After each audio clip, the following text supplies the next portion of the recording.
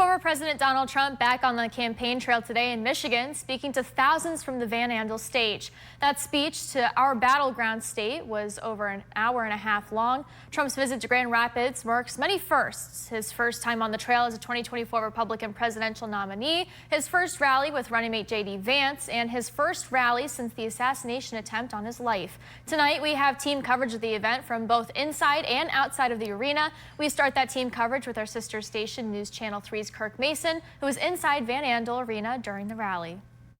For the first time since an assassin tried to end his life, the former president holding a large campaign rally. Unlike that outside Pennsylvania rally, this one held inside here at a raucous Van Andel Arena in Grand Rapids.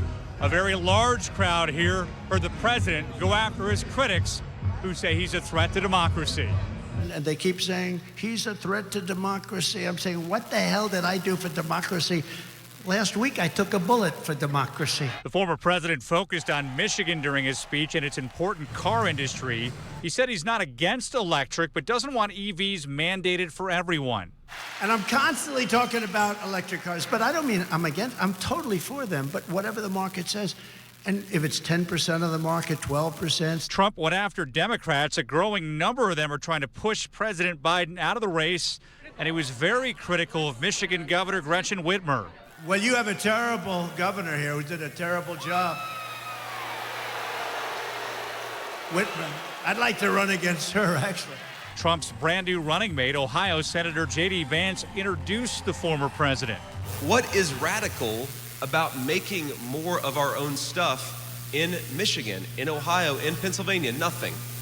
What is radical about telling the drug cartels and the violent gangs across the world, you're not welcome in this country?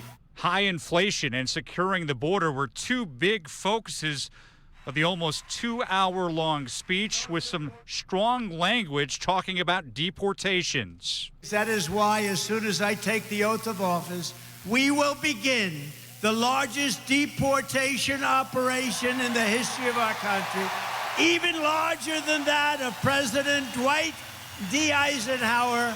This crowd enthusiastic for a couple of reasons. First, the former president is safe and healthy following last week's assassination attempt. The second, they come to this rally knowing that the polling numbers are looking very good for their candidate, including in this battleground state of Michigan. Reporting from Grand Rapids, I'm Kirk Mason. And Detroit area businessman Sandy Pensler has withdrawn from the Republican Senate race in Michigan just ahead of the state's primary, throwing his support behind former U.S. Representative Mike Rogers for the party's nomination. Pensler made the announcement at the rally after being called onto the stage by former president. Trump endorsed Rogers earlier this year, and many in the party have begun to coalesce around Rogers, who served in the U.S. House for 14 years and chaired the House Intelligence Committee. Thousands of people gathered outside Van Andel Arena today ahead of the rally, some even camping out overnight to get a spot inside. And as the rally was ending, Up North Live's Allie Baxter caught up with some rally attendees to hear what they had to say about the former president's speech.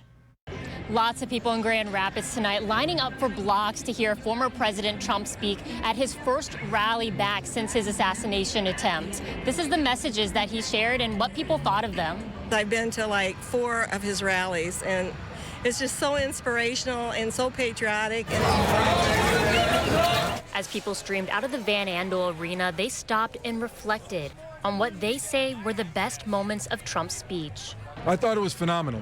I love the policies. I love the push for unity, for the party, for the country. I think this is one of those speeches that should go down in history. Some saying they appreciated the emphasis on returning to the way things were prior to the Biden administration. The energy, the excitement, the overwhelming desire to bring things back to where they were 4 or 5 years ago, where we had people that could afford their homes, where we could have people that could afford to pay for household groceries and stuff like that. Doing well not just as a country, but doing well in the state of Michigan.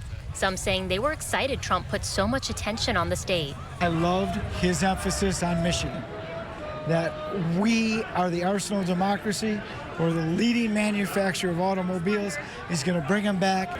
Do you think he's going to win the state of Michigan in the election? Because we've been so close both times, it's hard to say. I do believe that he'll get more votes than he did the last 2 times. So mathematically, I think the probability is high. I believe he's going to kill it. He's going to crush it. He's going to win it. He's going to win Michigan. I just feel it. Trump's next rally is Wednesday in North Carolina. In Grand Rapids, Allie Baxter reporting.